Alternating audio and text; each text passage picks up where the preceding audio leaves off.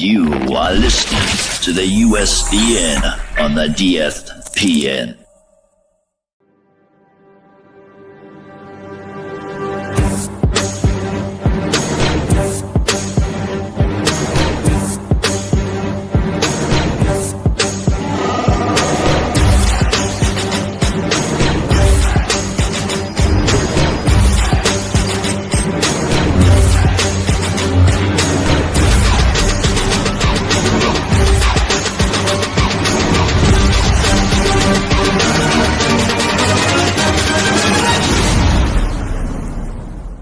It's a trap!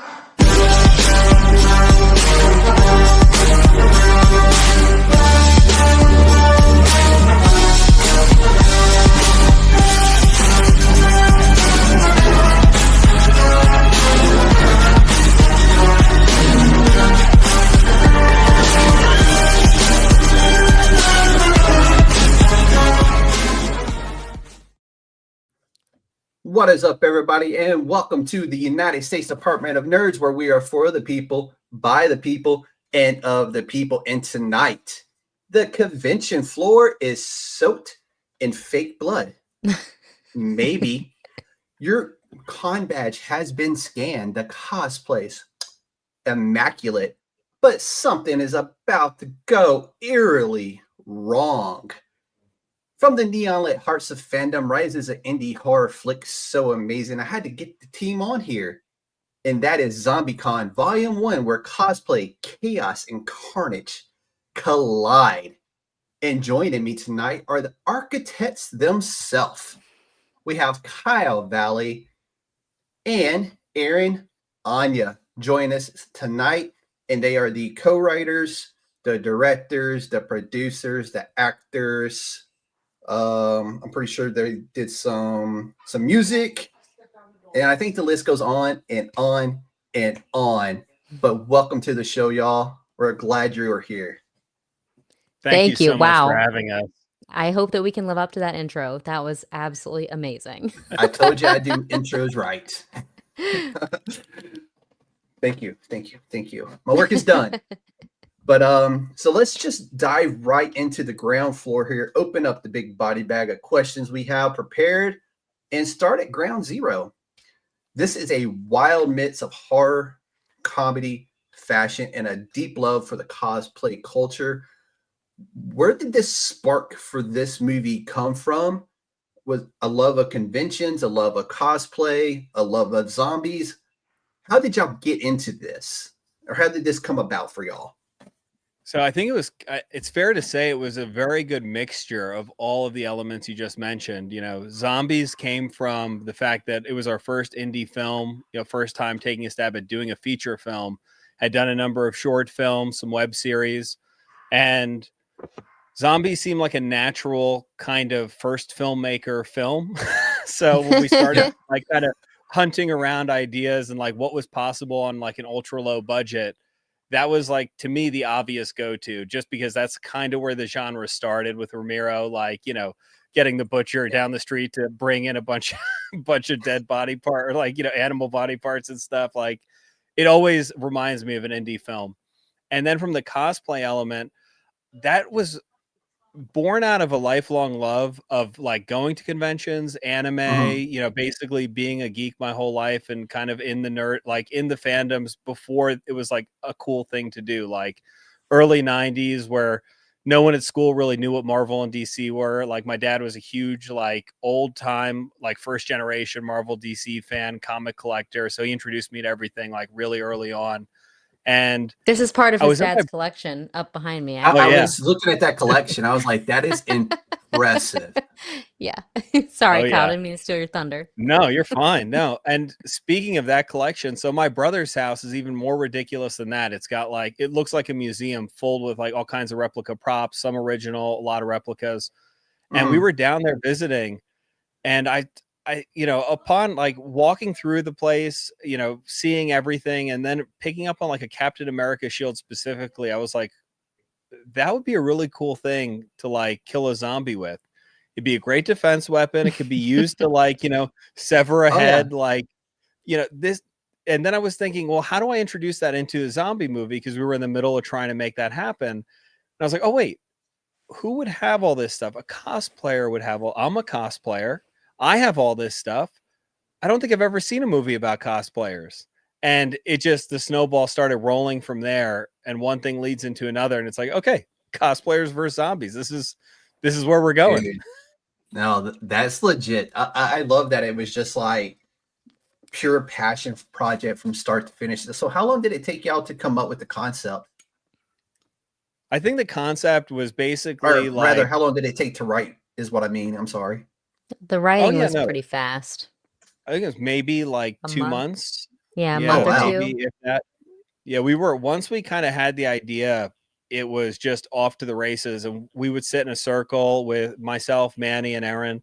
We would talk about it and kind of go off and pump out pages. And I think I pumped out, I'm a pretty fast writer, and as soon as I get excited about an idea, Kyle just was off to the races. There was no stopping him. Like we'd be talking about That's different not scenes a and he'd bad say, thing. You can just oh no, it come was off. fantastic. Yeah, it was like, do you want to take a stab at this? And I'll take a stab at that. And he would come in with like fully fleshed out scenes, not even rough drafts, like everything put together. And the script came together really fast. And Manny and I were basically really good. Manny plays Rocket as well in the film. Yep, Manny Rocket. Luke. Love Yep. his character. The way he executed that role.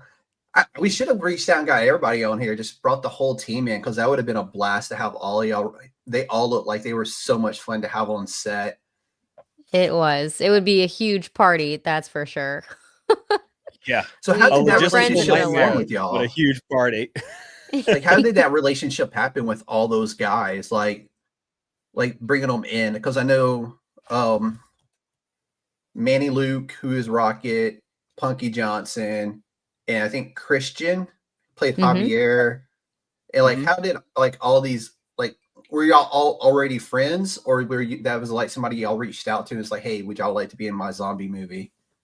So basically, when I first moved to LA, I took an acting class, and the first person I met in the acting class was Punky.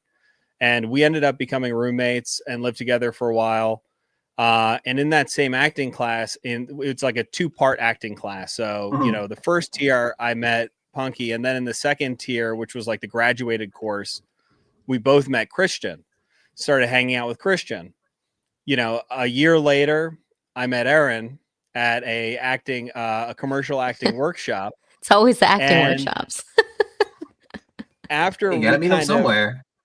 That's right. And after Erin and I got together, we were both auditioning. She was a much more seasoned actor. She'd been in a ton of stuff. Like, she's been acting since she was a kid, like super high level stuff. I was a total newbie, like fresh out of college, like following a dream, before I had to get like a quote unquote real job or do anything like that, and just trying to take one last stab at like making that happen for myself. So she was kind of coaching me through like the auditioning process and stuff. But I remember I had a really, really bad anxiety when it came to the auditioning process. I didn't understand it. I didn't know what they were looking for. Everyone tells you they're looking for this or that or something different. Like, don't come with too much energy, but come with energy. You want it, but don't want it too much. It's like, just give me a direction and I'll go that way. So long story short, we ended up doing a bunch of short films.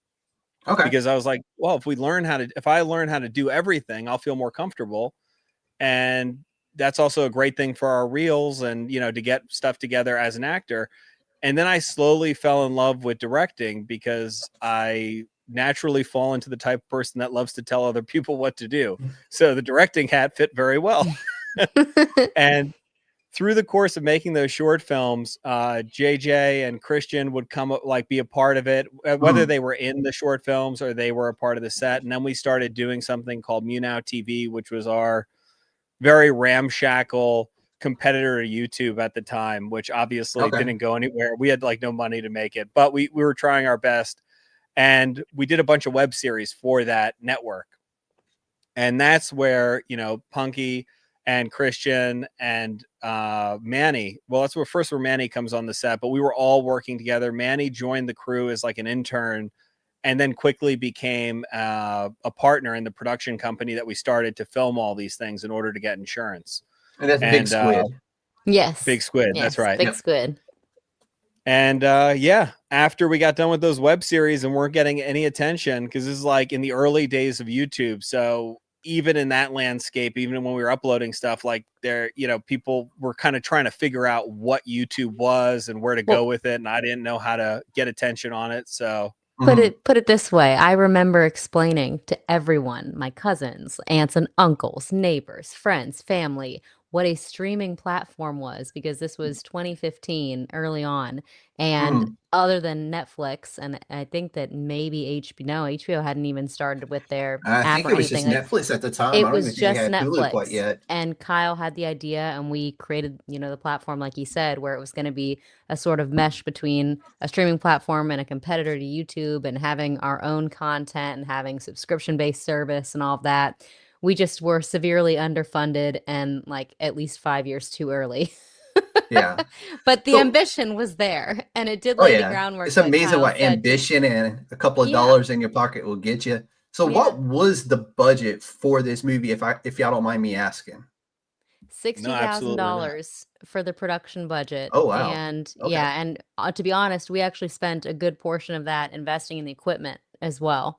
So Okay. it was, a lean, mean indie set for sure. No, this was filmed in LA or was it filmed in Georgia? Los Angeles, Okay, so y'all all actually across filmed Los Angeles. in LA. That's really cool because I know Georgia has really picked up as far as like the little Hollywood of the East there here recently, because a lot of stuff is made there and produced there now. Yeah, So there's a lot going on and really great tax incentives for sure. It was very expensive to film in LA, but we lived there at the you had to time keep and it we had a true. You home had to keep base it true. there. So Yeah. That's really cool though. I'm sorry, Kyle. Go ahead. No, I was just gonna say I don't even know if like at that point for tax incentives in Georgia they hadn't started their stuff yet. So Los Angeles seemed like at that time the only game in town. But to be fair, those tax incentives, unless you know what you're doing with them, they're hard to get because the big studios snap them up, and there's usually a cap. I think Georgia does not. There's at least like 2 states that don't have caps, but Los Angeles definitely does. And And I'm pretty it's sure like that's out the window 750 within. million. but Pretty our sure home that's base gone as well, soon. like everyone we knew that we'd be working with, and half the other, I would say at least, would you agree, like half the other castmates were people that we knew, had worked with before, maybe a little bit Yeah. over half, as well as a lot of the crew, actually a lot. There was like 5 crew members. Some of the crew members we'd already worked with before as well. So it was our home base in Los Angeles, and the story was written there, and it's kind of, It as did good as a little as good love as a letter ring to it is, LA. like, all the assholes in Atlanta to turn into zombies, that sounds nice, but Los Angeles, I feel like that has another whole kind of Oh, connotation. without a doubt, without a doubt. My one visit to LA, yes, I would agree with that wholeheartedly. So actually, let's talk about those assholes, Erin. Love to. Love to. This whole movie was kind of your fault. After all, you made the wish. Yep. Yep. Quite so, unfortunate.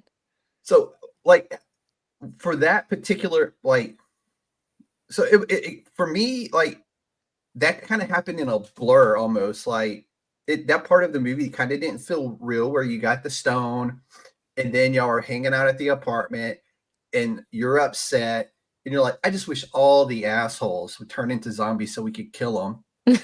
And I'm like, well, that's kind of odd. And then the stone finally starts glowing and it's like poof, all of a sudden all the assholes in LA are zombies.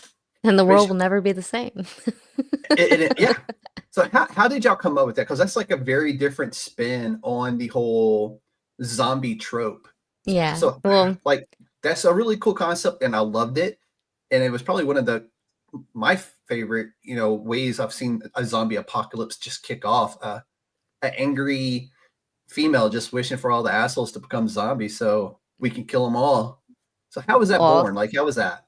yeah, well, we definitely wanted with this film, of course, there's been every amazing iteration of zombie film out there that you could possibly think of. And we wanted to do our own thing. We didn't want to repeat tropes and try and, retread ground that's already been super well executed. So definitely want to do our own thing with the zombies. And also the kind of uniting factor, I mean, this was Kyle's idea, but who can't get behind all the assholes in the world getting turned into zombies? I mean, if someone's got to be turned into zombies, like Might as the well be assholes them. of the world, like everyone knows way too many assholes in their lives or that they have to deal with. And so we felt like it was a kind of uniting factor where no matter who you are when you're watching this movie, you're chuckling, thinking, oh, yeah. I know a couple of assholes Without who a would be doubt. zombies. Yeah. Without a doubt. It's like you've got the bullet already, like with their name on it. Like, Yeah. if that motherfucker becomes a Well, just like the zombie. Rockets when they're going in a circle, and it's like, Punky, you've got that bitch in my Pilates class. You got a whole Rolodex, a whole list ready to go. Oh, yeah. Oh, yeah. I love that. I mean, it was just such a unique spin on that whole trope of how people become zombies that you couldn't help but to really like cheer for that because it was so different. Like that's what makes this movie so unique is it's a whole bunch of different tropes, whether it's the cons, the cosplay, the way people turn into zombies, the way zombies get killed in this movie. It's all very unique and it's all very ZombieCon. And I love that from start to finish because everything was so unique about this movie. So Thank you. Thank you. oh, Thank you very much. absolutely. I mean, y'all earned all the kudos that y'all have been getting and will continue to get for this movie. So, how did the team kind of balance the authentic con life humor with like this full-on zombie mayhem that y'all produced for it? Because it is very different and very unique way to do a zombie movie. I think it was just kind of taking a lot I know from my side of things, it was taking a lot of my personality and things that I would have always liked to have seen in any movie, let alone a zombie movie. But obviously, zombie movie is what I would have. That was my ideal version of kind of putting everything in there.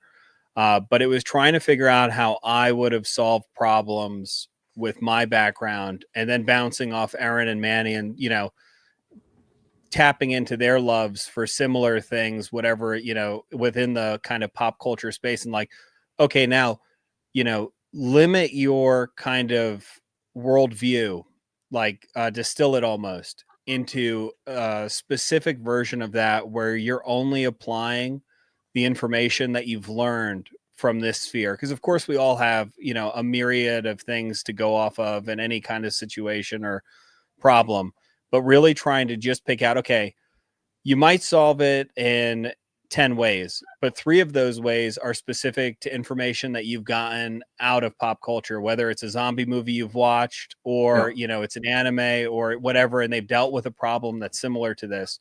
What are those solutions?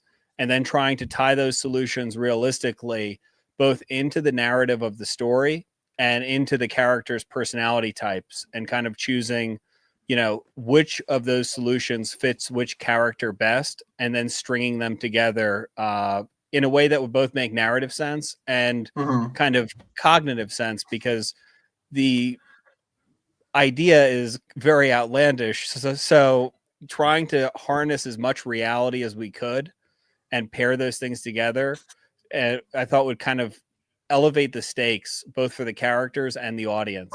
So it was just like a giant balancing act of all of those things. It's anime inspired. And so this is like Yeah. the perfect example of an anime, right? You have characters that you get behind that are super grounded, that you feel like you really get to know really well and in depth during the course of, especially in the first season. But there's crazy, outlandish, unexpected world building and changing type events that happen. And you mash the two up together and you get a super awesome story. So that definitely was what we were going for here too. Accomplished. 100% accomplished. So were y'all, I know, like, if you watch any type of news, like just the amount of toxicness that's going on around us at every day, were y'all trying to also kind of send a little message in there about everything kind of like going on as far as like the online toxicness for different, types of culture, whether it be anime or comic books or zombie movies, even just like the toxicness that comes around with those types of cultures? Like, Was there a deeper message in there that y'all were trying to send to people as well? Yeah, so this was, again, we shot this in 2016, so I think the world's just become perpetually more toxic as we've kind So of gone it through was. the last 10 It's funny. years. It's like you shot it in 2016. Here we are in 2025, and we're still dealing with that same type of stuff. Yeah, exactly. So, but yeah, it definitely derived from a lot of the stuff that I was seeing online, just in terms of the knee-jerk reaction, it seemed, from a large portion of people to go to negativity, uh, because they felt like it was almost like the only choice. Whereas in my, like, the kind of message I think we were trying to send was that is a choice. But it's just that it is a choice. And you also have the choice to go in the other direction. And that can change a lot, and kind of prioritizing what's most important to you.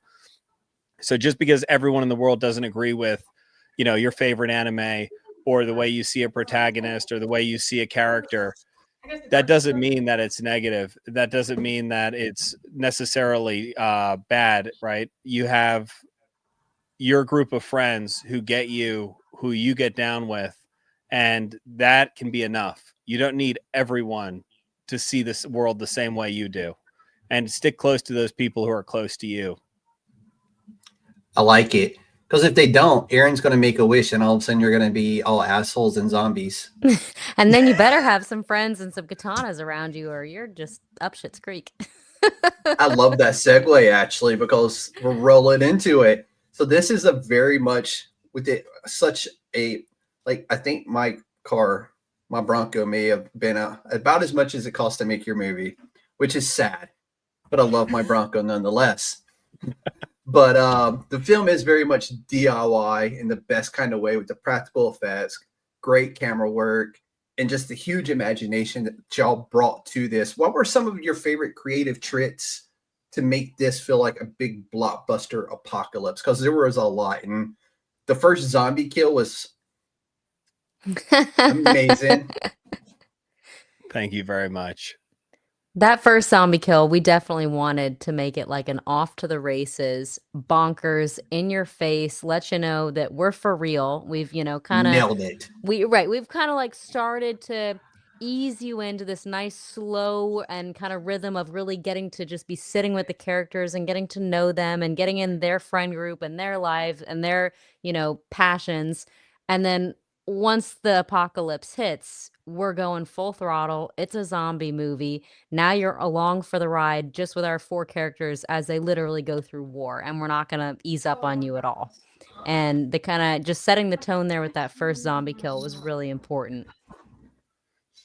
Yeah, and from a logistical standpoint of trying to, get a big budget film with the limited resources we have had, it was a lot of knowing what we could do, knowing what we couldn't do, and trying to push the boundary of what we could do to the absolute maximum, while not ever stepping over that line into a place where it would have been at best extremely difficult to make it look good.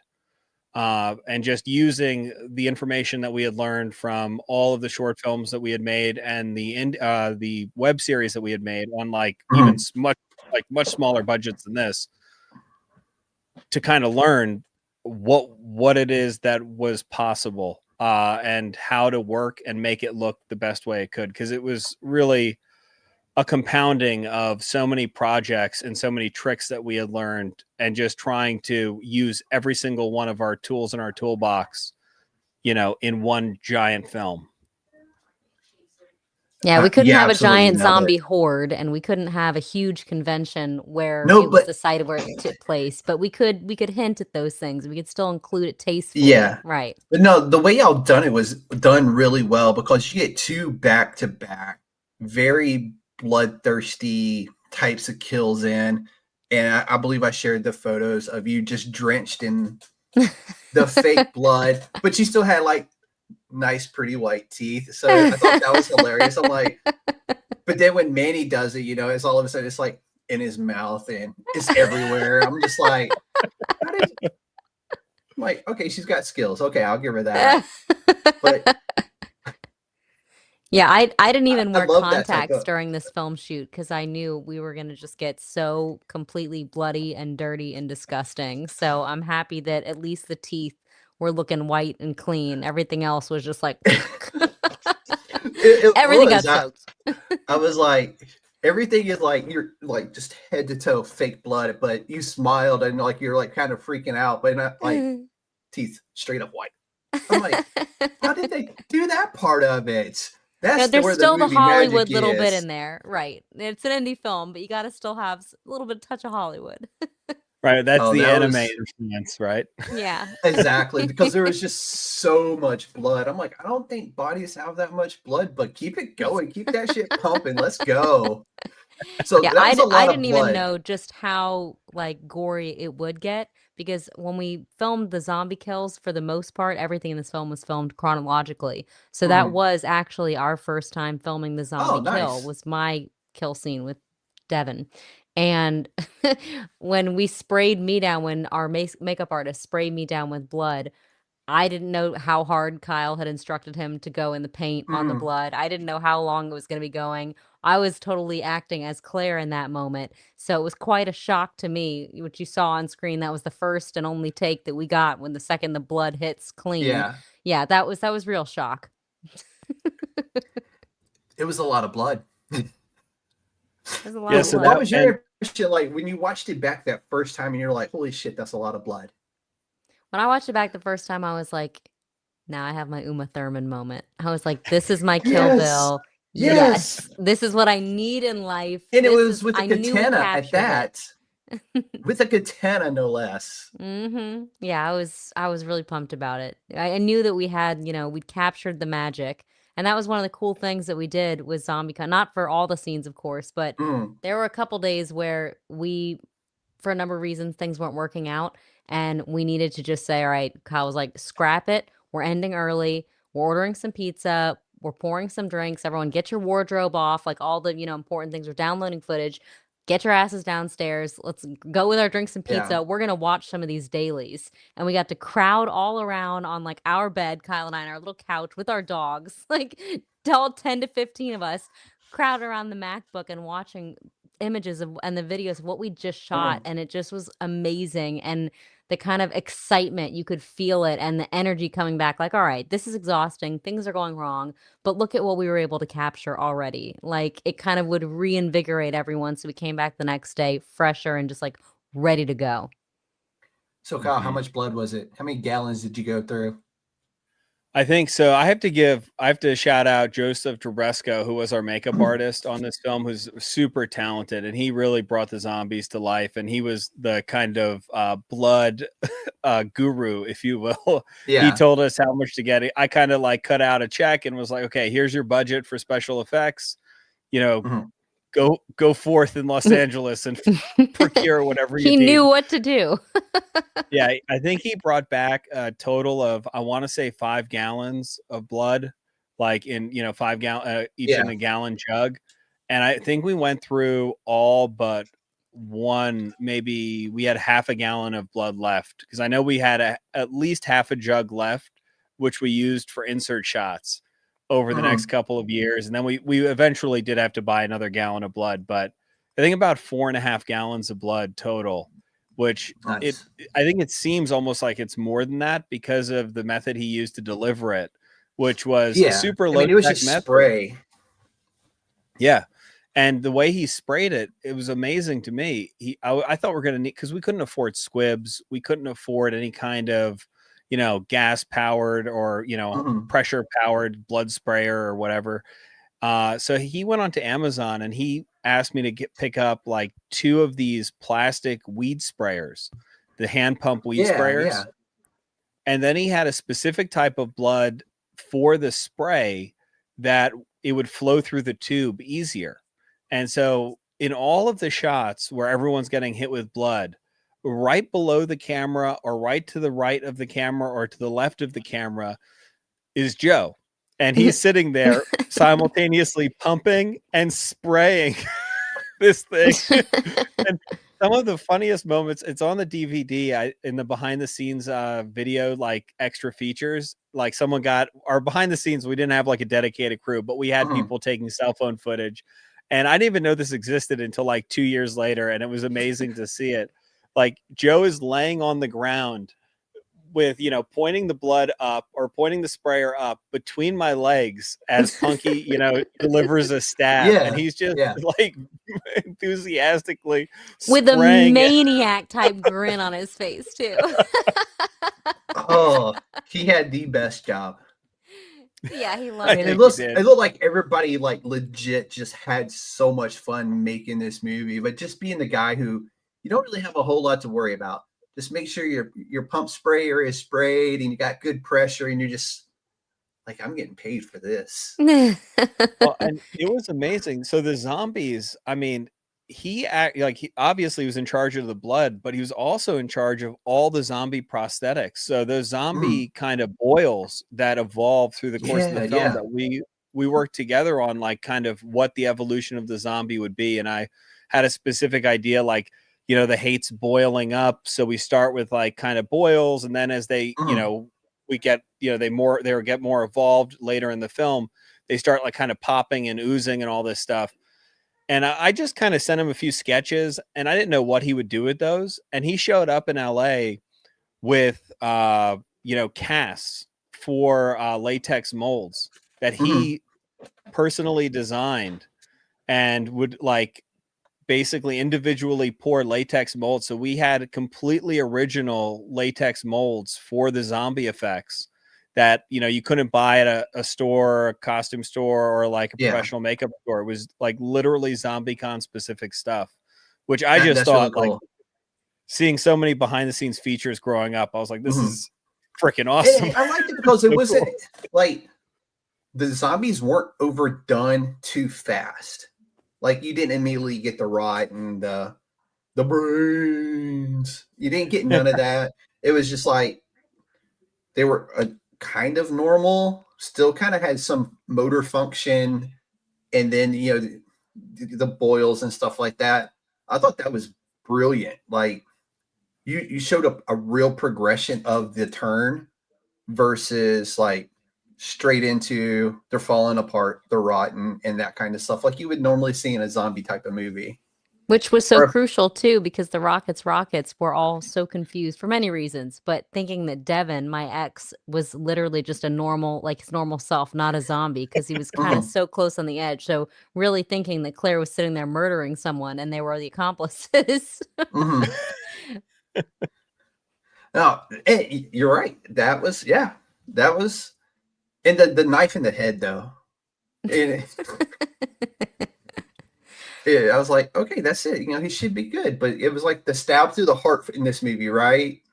That killed the zombie. That's right. Yeah. So again, just a unique ZombieCon spin on the traditional zombie, which was really cool.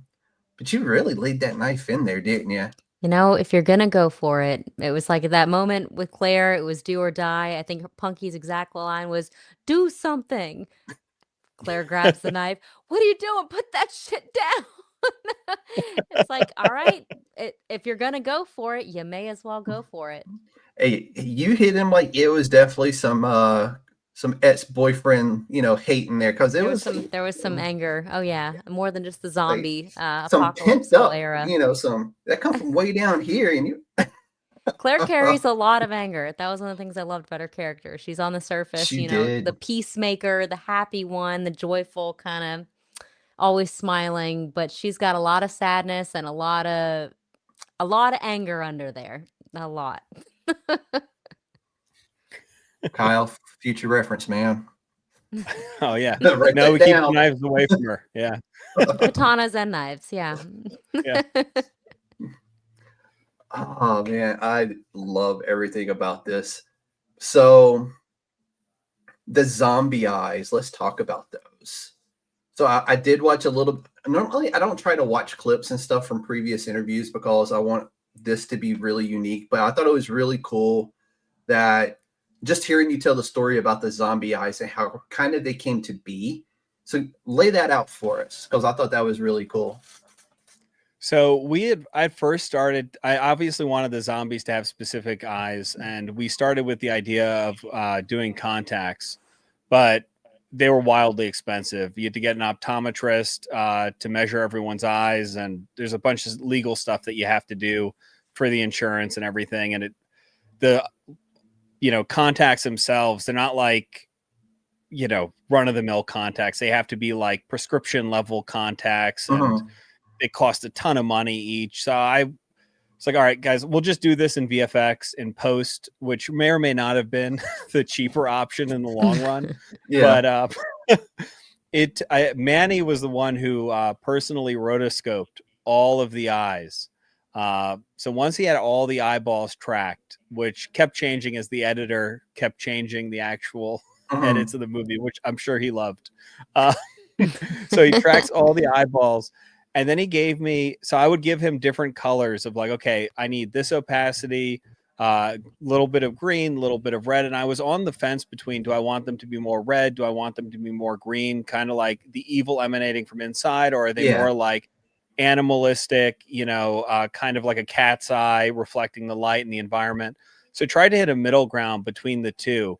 So it took about like 5 to 6 layers of those VFX basically slots where like we had all these different levels of opacity and color.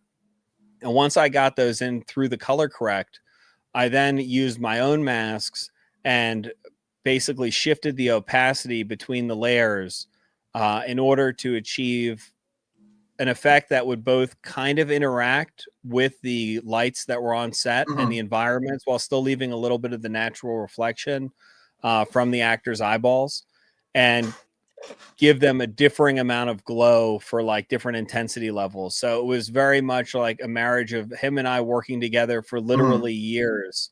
And again, using every tool in our toolbox, learning new ones, and just trying to hit that sweet spot. And it did take years to hit that sweet spot, but I think we finally hit it in the end. No, y'all absolutely did. I thought it was really cool because, again, it goes back to, this is a very much a ZombieCon-ism. I'm going to start calling them that now, because ZombieCon. I like that. I'm going to take that as ZombieCon-ism. Because I've never seen zombies like that before. Again, these zombies do have some consciousness, because, I mean, what was his name? Xander, Carlo Mendez. Handsome freaking dude. I don't know how you managed to find such a handsome dude and be like, hey, you're going to be I can answer that. asshole An acting for class. this film. Was it an acting class? Another acting class. Yeah. That's awesome. But that was actually Ivana Chubbuck's acting class, which we used the book for all. I gave the book to all the actors because it was the method that I was most familiar with. I think it's a fantastic method. Ivana Chubbuck's Power of the Actor. If anyone's interested in getting into acting, I would highly recommend that be like the first place you go. But we met at that class. So we had done a number of like scenes together in the class. And he actually was on one of our short films with Christian called Stakeout, like 2 years before we did ZombieCon. And a series on Muna TV in Spanish. That's that right. We had. And tremendos. And so we had worked together a ton. So when it came again to casting, we pulled from people we knew. And he has this, just super intimidating physique where it's like, I don't know how he and Christian always do it, but they're always like super jacked and ripped. Like, even Christian and Javier. Like both of them, like they're just casually ripped all the time. But Christian is like this, like, yes, he's ripped, but he's also, he fits every bit of the nerdy cosplayer like appearance. You know what I'm saying? But dude takes his shirt off and there's a freaking 6-pack of abs there, and he's like completely jacked. And then Xander has this perfect, well, I'm sure he's one of the nicest, sweetest people you'll ever meet, but for your lead asshole here, and he's like the hottest fucking zombie I've ever seen in my life, man. Come on. No weirdness there, but no, it's great. We keep getting that feedback as well, and we always have to throw it back to him that we didn't know that he was going to be shirtless until he was just shirtless all of a sudden in one of the takes, and it was like perfect. Shirtless, ripped, and the zombie with cold glowing eyes. We were in the middle of shooting that final scene with him. Girl out there who will say she can fix him. Well, his 3 girls definitely thought they could. True. Yes, They had high absolutely. hopes. But we Oh, were in that the is middle of shooting awesome. that final sequence, and like Erin was saying, yeah, I had the cosplays for them all picked out in the costuming, and in the middle of one of these scenes, I think it was like the second take, he just ripped that, the gi off, and just it like vanishes into the background, floats to the floor, and Mhm. his like veins are bulging. And Yeah. I'm like, oh, this is awesome. This is the Arnold Schwarzenegger This is- moment. Okay, perfect. Money shot. Oh, Yeah. dude, that was yeah. So Nicole McCauley, is that how you say her name? Is Macaulay, Mama yeah. Bear. Yes. And when I seen her the first time in the movie, I was like, I know her from somewhere. So naturally, IMDb, I'm like, there it is right there. She's terrific. She was amazing for the Mama Bear role in this. How did y'all manage to get her to come in on the film as well? So Nicole So is funny she because she's one of the very few, right, that we weren't super close with. We didn't know before. Mhm. Christian, who plays Javier, actually knew her from a different, I guess, job that they had worked together, some acting gig. And he was like, I know an actress who would be perfect for this role. And so we brought her in for kind of like a table read and get to know her, very informal at Kyle and my apartment. And that turned into tequila drinks and like 5 hours of conversation later. We're like, Mama Bear, we love you. You're perfect. And it was like, she's perfect. She's one of the big squids. She fits in perfectly with the pack. Mhm. And we're still really close. She lives in Atlanta now, just like we do. She Okay. moved from LA as well. So we're still, I mean, we're close with all the big squids, but we're physically close to her as well. Still. Oh, that's really cool. But Yeah, she no, killed that she role. fit. It's amazing what tequila can talk you into. I know. It's wonderful. If Yeah, you're not punching a wall, you're making good things happen. good Or things losing happen. clothes. Sometimes she- both. Losing she clothes did and s- punching walls. it's very much a Harvey Dent situation with tequila. It's kind of like flipping your coin. Exactly. You either get really suave like Carlos or Carlo, or you get the other side of Harvey Dent and you're like punching walls and losing clothes. Well, thankfully no, he she stayed was suave terrific. and he lost clothes. That he did. Good That old Carlo. he did. But so we've talked about pretty much everybody up except for Punky. You let Punky keep her own name, which was I thought was really cool. So like you're like, no, your name's Punky. No, you're keeping Punky. That's it. So the whole thing with that, it was, so we had been friends obviously for a very long time, and like to I me mean, y'all and were Erin, roommates. yeah, and to me and Erin, like, she's JJ, but she was going through the comedy, like she was working at the Comedy Store, and she had been going by a different name there. I think it was Ham Hock, and then she was like kind of transitioning into the name Punky, which obviously would become her name as the world knows her now. But when I first heard the name Punky, I couldn't get away from it in my head. I was like, oh my God, like that name is so perfect. And Perfect. it Yes. wasn't like 100% official for her yet. So I was like, I'm going to use it for the character. And then she ended up like, that's obviously her name. So now in retrospect, it's a little bit like strange.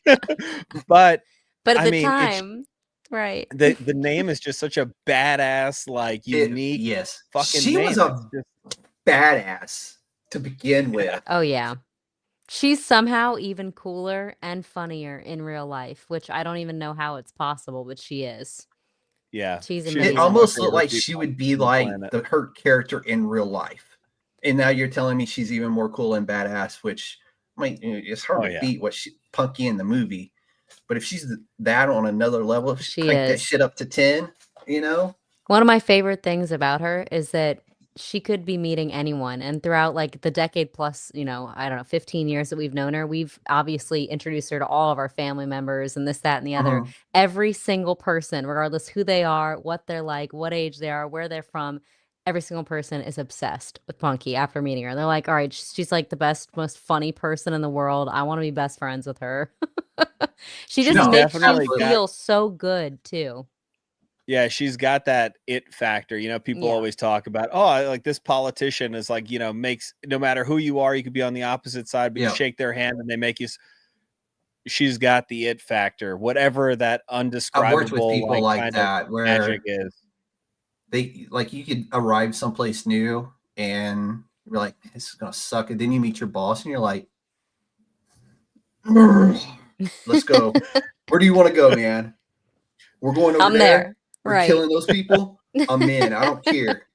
I don't care what they did. You just told me we're gonna do it. We're gonna do it. Let's do it.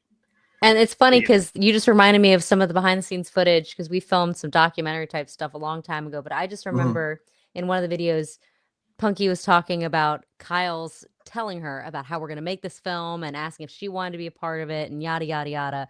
And she was like, I didn't know how he was going to make this feature film with this grand plan and all these zombies and all these locations. But he's like, don't worry about it, JJ. We're going to do it. I'm going to figure it out. And I was like, oh, I'm not worried. Like, I know you'll figure it out. When Kyle sets a goal and is determined, there's no stopping him. You don't know how it's going to get done. I don't even know if he quite knows how it's going to get done, but somehow it will get done. And yeah, the relationships like with Punky and with the Rockets and having people that we trusted along the way coming in with that kind of like already knowledge and we'd work together like that, it made all that much easier and better for sure. Yeah, and that shorthand, throwing it back to what you were asking earlier, just like how are we able to get you know, a higher budget look for such a small budget? That familiarity and, you know, shorthand and having worked with people before, it allowed us to get into locations that would have been far too expensive to sit for like, you know, a whole day or 2 days. And we're like, okay, well, we can afford it for 4 hours. And because we had all worked together and we had this shorthand, we had this trust and we had worked the script ahead of time, it allowed us to do those things and to get shots that we wouldn't have been able to do if we had not had that shorthand and that familiarity. For sure. Now, was that the one scene where y'all come across the 3 zombies? Was that just a parking garage? Because it looked like a parking garage with the cars and stuff. No, that was actually a warehouse. You mean under the tunnels in the warehouse. Yes, yeah. That was a warehouse in downtown LA. And funny enough, it was like it had to be a garage or like a warehouse, actual warehouse or something. And it's that exact like location is where we actually rented the alleyway from them. That's where we shot the rooftop. That's where we shot the tunnels, and that's where we shot. There's some footage of us like playing around on arcades in the very, very beginning of the movie. They had a little arcade room in there too. So this like giant warehouse that all these little areas we made really great use of for multiple scenes. That's really cool. Yeah. That one place just provided all of that, and it's not a studio; it's just a building in LA. It's an expensive place to rent, where they make sure that they're squeezing you up for what they can because it's LA, and you gotta be out by the minute. You gotta, if there's any extra accoutrements that you want to rent, that'll cost you. But it was a fantastic location, and we made really good use of it. No, that was really cool. That it was just a one building. They're like, hey, we also got this one thing over here, but it's gonna be another 10 grand. Like, dude, it's 10 by 10. They're like, okay, 8,500. They're like, we got this crew. They already know they're spending a couple days here. We can show them another room. Let's show them another room. Exactly. It's a gift that just kept on giving. Like, oh, by the way, if you move that, slide that wall right there. There's a whole house back there you can use. Yeah. You want to move in? Oh, I like it so much. This was such a fun movie, and later on, hopefully when people watch this and they see how much fun that we're having talking about it, that they go and watch this movie because it was such a fun movie. So what is next for ZombieCon, and when can I expect to see Volume 2? So we weren't sure if we were going to be able to get a volume 2, but Kyle was like, I already have this whole saga in my head. This is years in the making. So he actually took time like 6 months ago, a year or so ago, and wrote volumes 2 through 5. I edited them. So we've got those scripts ready to go. And then he's got the rest of the story beat out through volume 10. So like we're anime level, like franchise level, ready to go. And we weren't sure if we would get to do a volume 2, in all honesty, but with the release and how well this is going, we're pretty confident that by next year we'll be able to be in pre-production on it. So hopefully very soon. That is freaking awesome, because volume 1 is not enough. We need a volume 2. And if we get a volume all the way up to volume 10, by then I'll be there. I'll be there for the whole thing. So I do got a question. So when I was looking at the movie on IMDb, so we have a 2024 release date and a 2018 release date. What was that 2018 release date? So that 2018 release date was basically us on the first rough cut of the film. We wanted to get a test audience, couldn't afford it. So we submitted it to some film festivals, just thinking we'll get some feedback. Yeah. And it ended up getting nominated and then won an award. And as soon as it won an award, IMDb said, okay, you're not in post-production anymore. You're released. And I traded like 600 emails with them being like, we're not released. I sent them screenshots of my computer. I'm like, I'm still working on this. Like, we're missing VFX, we're missing audio, like we're missing this. And I ended up re-editing the whole film during COVID. But like this saga went on for years and years and years until finally we got a sales agent, and he's like, look, the 2018 thing's not going to fly. You know, the poster's got to change, names got to change. You got to figure out a way to, you know, refresh this so people know it's a new movie, because that 2018 movie, that was a rough cut of the film. That's not the film. And it does say, honestly, it just says ZombieCON. It doesn't have the volume 1 or anything like that. Right. And changing it to volume 1, that was how we were able to get a new IMDb page to reflect the new film that it had become. Yeah. Something so small. Just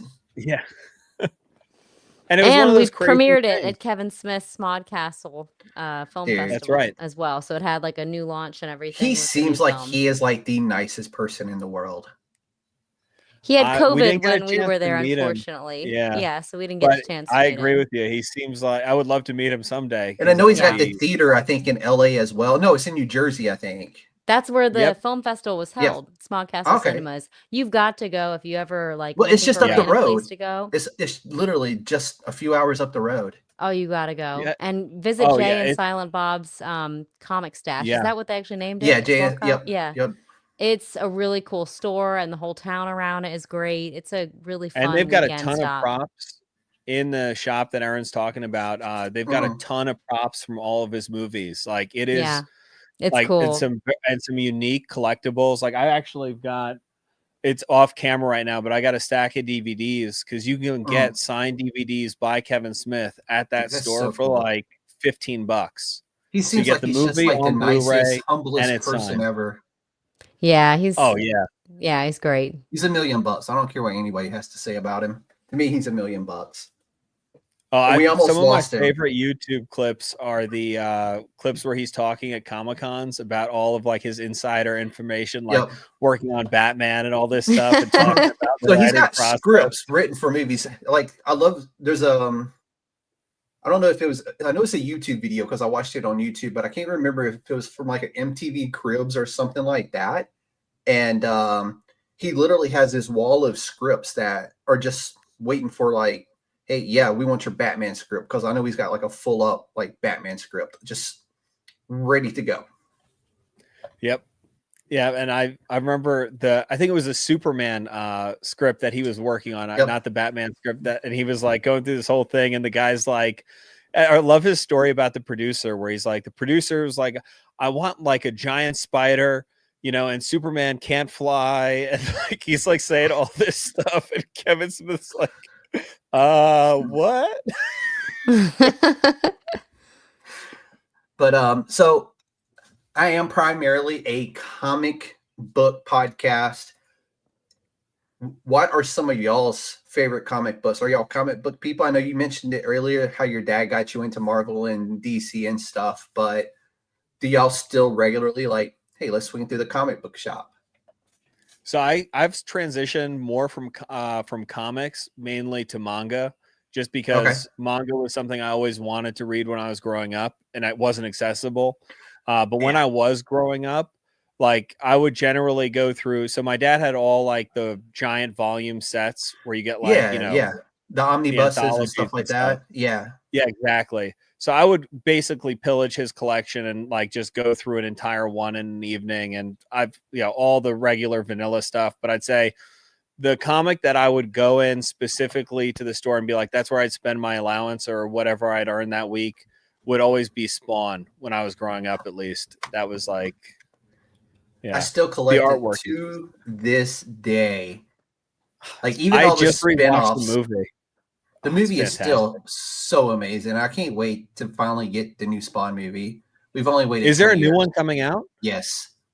Yes. Oh, yes, that's awesome. I think it's going to be A24 and Blumhouse. That's cool. Oh, yeah. That's so it's going to be pure horror combination. Yeah. Got it. With A24's quality, I mean, and with the advancements, I mean, that's the one drawback, right, of that original film. Oh, of course. The CG I mean, is just not, you know, fantastic. I mean, it's there, but you know, it's like in the early stages of CGI. So, right. What about I mean, you, Erin? Oh, well, I'll read basically whatever manga Kyle. Let's just preface this because. Well, what's your favorite mangas right now? You've already heard about his dad being the collector, his brother's collector house. Kyle's a collector. I've married into a family of collectors, and I myself never really got like super bitten by the bug. So I'll read whatever is around, and that's like my like fiending. And of course, he's gonna pull out his Berserker. Yeah. I thought that was on the shelf. When I seen it, I could just barely see it in the camera. Oh yeah. I'm like, that looks like Berserk. You did just reawaken a memory in me, though. Like when I was younger, I used to be a fiend for the Archie comics. Like every single time we would go into a grocery store, I would leave with another Archie comic. Archie horror Couldn't is get probably enough. some of my most favorite horror comics alive. Oh my God. Archie's horror is amazing. I have not revisited Archie in a long time. I didn't know that existed. They still make it. I'm glad that I do. Wow.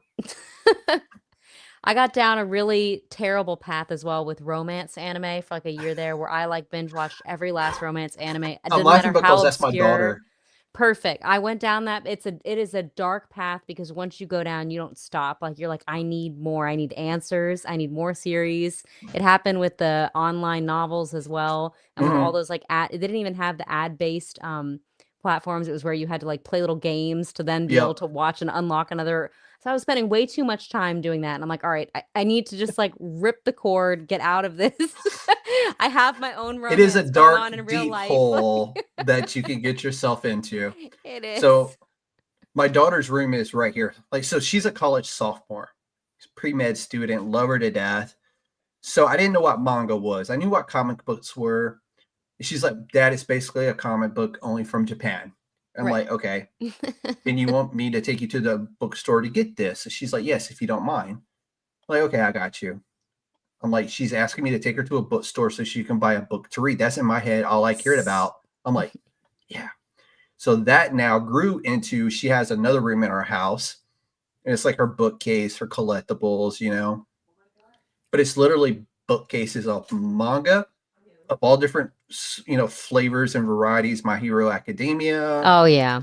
Banana Fish, you name it, she has it. She come home today and she's like, hey, look, Dad, they had this book. I'm like, you have that book? She's like, yeah, but this is the anniversary editions. Look at the pages, they're plaid.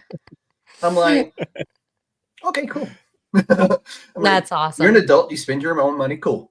She's like, oh, actually, I used your card. Oh, of course you did. I'm like, remind me to take you off that card. And then she's like, her and her friend were going as Sheldon and Amy from Big Bang tonight to her sorority party. Nice. So she's like, okay, we're out. I'm like, hey, you coming back? Nah. See you on like Saturday or something. I'm like, oh, okay, cool. Hey, bye. It's good seeing you for dinner in 5 minutes. We will be in that phase, I'm sure, in like 20-something years, because we're right now with a 7-month-old, and it's her first Halloween, and she's going to be Cinderella, and Kyle is going to be Prince Charming, and I'm going to be the fairy godmother. I can see it. You pull Prince Charming off. Thank you. It's the beard, dude. Dudes with beards, man. We pull off anything. That's true. They're quite versatile. And the mullet. Only I tried to. So when I retired, I tried to grow my hair out. Lasted about a month, and I was like, I'm going to the barbershop. I need a fade. So I'm retired military. So it was like, and I tried so hard. The beard was easy. My grandpa had a beard. I wanted to honor my grandpa and have a beard. I'm like, I'm going into the ground with my beard. And I told my wife that. I'm like, bury me with my beard and in my uniform. Please and thank you. And she's like, yeah, whatever, dude. She's like, as long as you keep it trimmed, I don't care. Like, okay, cool. But, thank you for your service too. Really. Yeah, thank you very much. Thank you. I don't talk about it a whole lot, but it was the funnest 20 years of my life. Wow. And that went by really fast as well. So, but hey, it's crazy. Let's start wrapping this up and tell everybody where they can find ZombieCon Volume 1 and where they can follow y'all. All right, I got this one because I run most of our social media. Kyle is learning the ropes of TikTok, which has been hilarious. But hey, when you I run figure the that one internet. out, let me know because I still ain't figured out that one. Got it. So everywhere on social media, we're at ZombieCon Movie. And then our website is zombieconvol1, that's the number 1.com. And if you want to follow us, hear updates, anything, shenanigans, follow us on social media. Reach out to us because we run the accounts. And if you're looking to watch ZombieCon Vol 1, it's out everywhere that you can buy and rent movies on VOD in North America. So Apple TV, Amazon Prime, YouTube Movies, Plex, all of them. And if you want the DVD, it's now on Amazon Prime as well. Highly recommend, even if you're not a huge physical media collector, if you are in any way interested in this film or filmmaking, definitely check out the film because we included deleted scenes, behind the scenes, a lot of really cool material there. So check it out now. ZombieCon Vol 1. I love it, guys. You are rock stars. Y'all have made one of my favorite movies of the year. Oh, And thank you. It really was. Thank you It was so just much. such this beautiful love letter to all these different fandoms, whether it's cosplay and conventions. And I'm going to my first convention as a podcast here soon. So Congratulations. it is going to be really fun. We're taking the whole network out and we're going. So it's going to be a lot Nice. of fun. Have all the boys there and get to see everybody. I don't get to see everybody all the time. So it's very rare, even though some of them just live down the road from me. We still only get to see each other like once a year. But thank y'all so much for coming on. And y'all were a blast to have on. So until next time, Yes. keep your until badges next time. close, your props loaded, preferably your katanas. And remember, at the end of the con, we all kind of look like zombies. And with that, Erin, Kyle, welcome to the Council of Nerds, ZombieCon. Erin, Kyle, and the entire crew, you are all USDN approved. Yay! Thank you, Chairman, for having us on. You're Thank a rock y'all. star as Thank well. you so much. Hang out here and I'll catch you on the flip side of this outro.